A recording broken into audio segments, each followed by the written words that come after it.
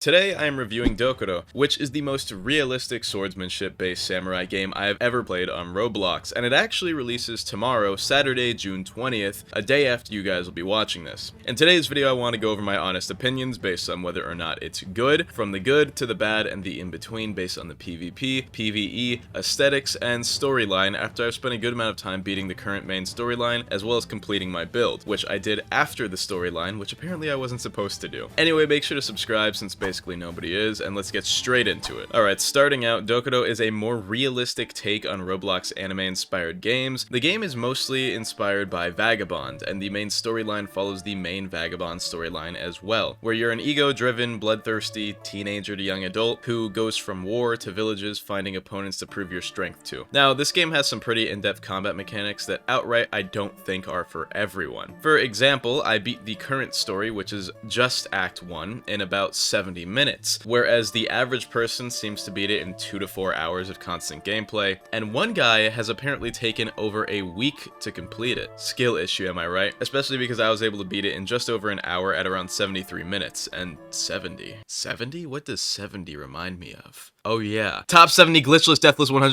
speedrun and in the tutorial, you learn about the combat systems. If you played or like games like Chivalry 2 or Mordhau, you'd probably like this, as those are the games which mostly inspired this game's combat system. It's also slightly resemblant of For Honor, but honestly, it's way farther from For Honor than the other two, because For Honor was more so based on light and heavy attacks than this game is, and it just plays differently. The only thing that this game really has in common with For Honor is going to be the directional system, but it's not even input in the same way. Now, the main controls consist of swinging your weapon, of course, parrying or guarding, feinting, and changing your attack direction with W, A, and D, and of course dodging. The unique addition this game has is chambering, which is kind of like a counterattack directly out of a guard that can't be feinted, similarly to the counter maneuver in Chivalry 2 if you know anything about that. Generally, people use chambering to parry feinted attacks that they fell for. So let's say you fall for a feint and now you're holding M2 and you're about to get hit because you're holding M2 in the wrong direction because you missed the parry off feint. You chamber in the direction that the new attack is coming in, and it would stop that from hitting you while also giving you a counterattack and putting you in priority. This game's combat is both grounded in realistic techniques while also being pretty realistic as far as fight length goes. Generally, in any fight, whether it's PvP or PvE, you'll usually go down in less than 5 swings. It may sound bad to those of you who are used to games like Deep Woken, VV Ultimatum, Type Soul, etc., where you like having a lot of health and you like improving your character because you get a lot of health and you get to be stronger than people. But unlike those games, you're not going to have insane levels of movement or crazy weird attacks based on magic systems. Pretty much every technique or skill you use in this game is grounded in some sort of real-life swordsmanship technique, and I actually like that, because the fights don't drag on even when you have 2 really skilled people fighting. Take Deep Woken, for example. The entire reason mechanics like Shaky Block exist is to prevent super long fights with long parry trades, especially because back in verse 1, people had well over 1,000 health at different points in the game. In this game, you can have those parry trades and those long fights, but the feints in this game are much better than the feints in Deep Woken because they fluidly move into the other attack directions, but also because mistakes count way more than they do in games like Deep Woken or Type Soul. So while one feint in those games catching you off guard was a mistake, it wouldn't really take you out of the fight at all, because back then taking 50 damage on your 1000 HP build after a minute of parry trading didn't really mean much. In Dokkodo, that singular feint catching you off guard can be a major difference between you winning and losing, so even long fights in this game against really good players aren't more than a minute. As far as the PvE and PvP goes, they're pretty much the same. There are some issues with this game I'll cover later, but for now I want to go over the positives. First of all, the PvE and PvP play pretty much identically. The combat AIs are meant to play similarly to players, and for the most part they do. However, some of the AIs are really dumb, and I just don't know how they kind of made it through. Like, they just don't know what to do in some scenarios. Like your inner spirit, which I'll talk to you guys about the inner spirit in a second, which you can fight, you can kind of just spam M1 against it and win those fights, because if you spam M1, it just doesn't do anything. Now, before we get into the advanced stuff, let's talk about the progression. So I actually beat the first act of the game without progressing. Apparently, I wasn't supposed to do that, and most people did not do that. And actually, I think I'm the only person who did that. The progression that this game is based on 3 systems: gear, training, and karma. Starting with karma, because it's the most important, because you get skills and stuff through it. You gain karma by killing NPCs. You can find NPCs like the Ronin just wandering the streets looking for duels, and for each Ronin you kill, you will gain 1 karma. Players can kill players for karma as well, but you never drop all of it if you have a lot, and I think the maximum you can steal is 30. 30. Now, this isn't too much of a problem in this game right now because the community is smaller and it's easier to get karma via killing NPCs, but what I'm worried about is that we're going to get a Deep Woken luck situation where better players are killing new players to farm karma. With that being said, you do not need anything to kill someone in this game. There aren't really levels, like there are only upgrades through skills and training, which I'll get into later, but I think that even if you're a new player just starting the game, if you have a good grasp of the mechanics and you fight people who are better than you, you'll get rapidly better at the game to the point where you can fight those people who are better than you. Now, when you get karma, you can pray at a shrine to see the skill tree, which you pick your starting skill tree at the beginning of the game for some reason. I think that they should have made that more clear, because they really don't, because you choose between 4 spirits: the spirit of the warrior, the coward, the guardian, or the prodigy. I think the prodigy is the most fun, but warrior is generally considered the easiest and probably the best, and I just happened to pick it randomly when I started. People generally just advise to not pick spirit of the guardian, the rest are viable. But honestly, I think it's kind of dumb that they make you choose your spirit like this, but then you don't actually know what it does. Like, they don't tell you it's a skill tree, and they don't tell you the skills in it or how it plays. Like, they tell you like the traits of it, which kind of like are determined by your playstyle, so pay attention to that, but they don't really tell you what it is, and it sucks because it costs like 100 Robux to change your character anyway. So if you want to change your skill tree, it's going to cost you a few Robux, which is stupid because you choose a skill tree you don't like, and then you're either stuck with it or you have to completely wipe your character. Anyway, your karma can be used for a chance to get a skill after defeating your inner spirit in a Shikai-like fight. Don't worry, it's way easier. But depending on how much karma you have, the higher the chance of unlocking a skill is. The higher tier skills have more karma requirements to guarantee the unlock. So tier 1 skills will be 10% of an unlock chance per karma, and at 10 karma you 100%. And then tier 3 skills, which are the final tier of skills, are 2% per karma and are much stronger, but require 50 karma to be maxed out. And yes, karma is consumed per attempt. Then we have gear. I love how they did this system. First of all, 90% of the gear is just drip. Like, it really doesn't matter that much. You don't really get much armor and stuff. Your weapon matters way more than your gear, and I love that because it means you can wear what you want freely. Now, when you kill a Ronin NPC, they will drop everything on them, from hats and cloaks and capes to their weapon parts. And that's really cool because if you see an NPC wearing something that you want, you can literally just go challenge them to a duel, and when you beat them, you'll get it. Along with that, you can get rarer or better weapon parts to upgrade your weapons from either bosses or the NPCs. And speaking of weapons, we have 5 types in this game. Katanas being the normal weapon and one of the 2 starting weapons. Wakizashi, which if you don't know are like a shorter katana, but those are backup weapons which you can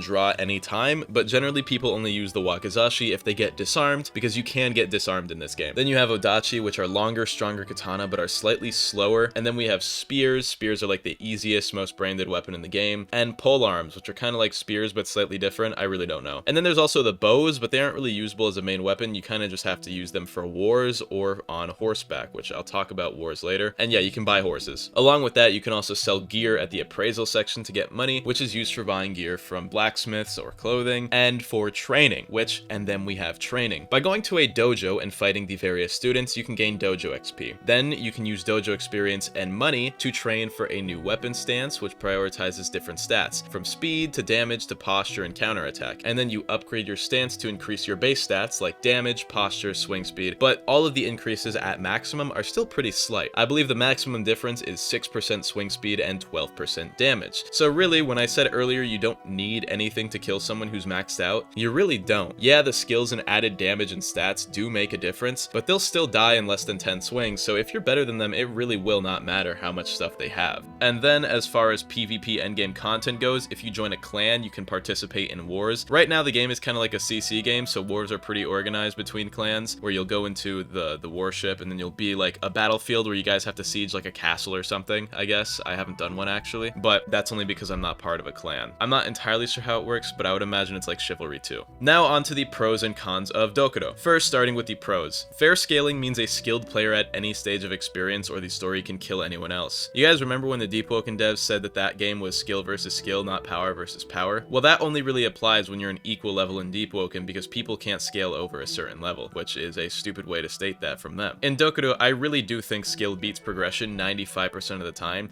because I was able to beat the entire main story without actually progressing my skills, and I actually like that a lot. Now, on to what I don't entirely like.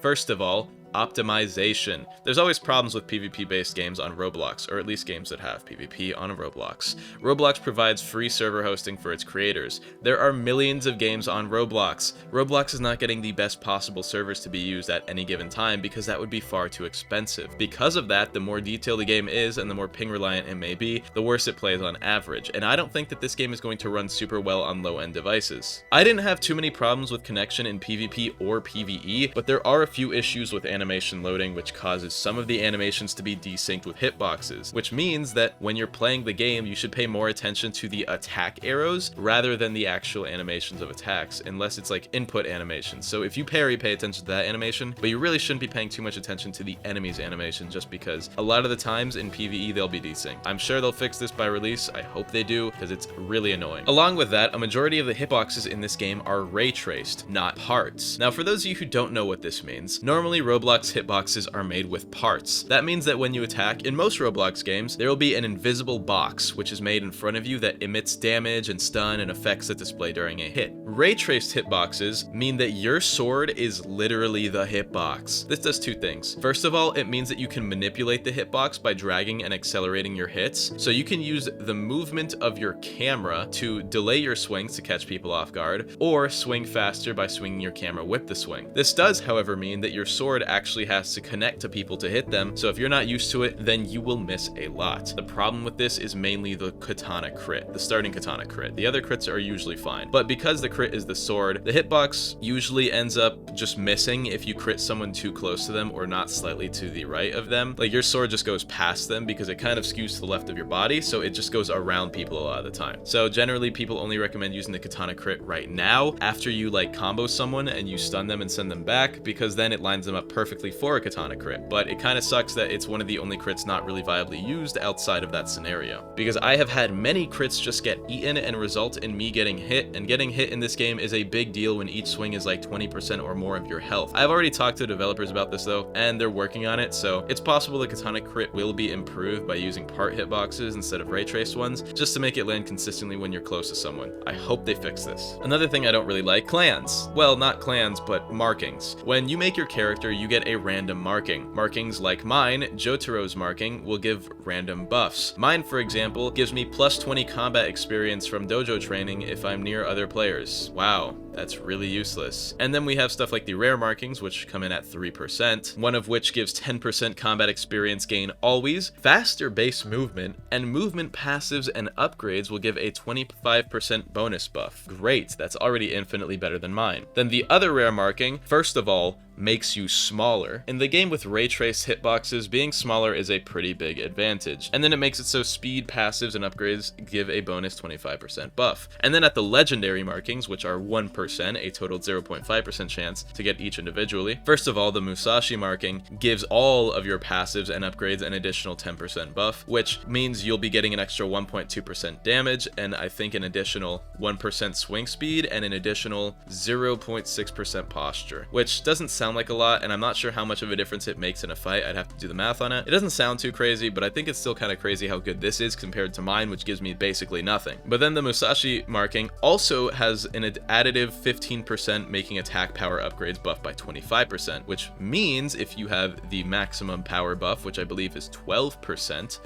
then you actually get a 15% buff. And then both of the legendary markings get a little cosmetic thing. So for this one, for the Musashi marking, you get a visible aura that like kind of builds up the longer a fight goes on, but that's just cosmetic. And then Kojiro's marking, which does the same thing stat wise, except it buffs defense and counterattack over power, but the special additive this marking gives is not really cosmetic. It makes your attacks and tells and combat cues harder to read. And what this actually means is whenever someone is fighting you and you have this, what they will see is their arrows that are like the directional arrows will be a bit more transparent and they'll glint a little bit less. I think the game is mostly skill based, like vastly skill based. I don't think the average player will ever really lose a fight due to someone else's marking buffs, but in high skill duels, having harder to react moves can potentially make a huge difference, which I think is a little bit crazy. But I'm not sure how much of a difference the Kojiro marking marking really makes, but also it kind of sucks how bad the common markings are. And one of the uncommon markings is kind of ass, because it gives you 20% more buffs to attack power, which the rares give you 25% to attack power, and in exchange this uncommon one makes you both bigger and slightly slower, which just means you're easier to hit and you have way slower swings and movement. Not way slower, it's only slightly, but still that sucks. Hopefully the marking buffs aren't as good as they sound on paper though, and make less of a difference than I'm thinking they might. But little suggestion, they're called markings, right? So why not make them cosmetically visible? Like, let people have markings on their faces or arms or something, and depending on what marking they have, it'll change and it's visible so people know what your buffs are and can be a little bit more prepared for it. But I did hear the Kojiro marking makes very little difference and it's almost next to nothing, so that's good. At least it's not like gonna be super pay to win. Now, what do I think of the game? I personally really like the combat. As someone who used to play a lot of For Honor and Chivalry 2, I have a lot of fun with this game's combat and systems. I love the quick fights, I love the directional inputs, the skills do flow very cleanly, and the game plays pretty well normally. However, I do not think it is ready for a full release. First of all, the story is just not complete. I know lots of Roblox games launch without being fully done, but only Act 1 of the story is complete right now, and I feel like generally having a solid storyline that can keep players engaged for a while you work on large updates is generally a good idea. Otherwise, you end up with waning player counts in between every update. I'm looking at you, Type Soul. The game also needs some optimization and bug fixes because I have ended up underneath the map twice.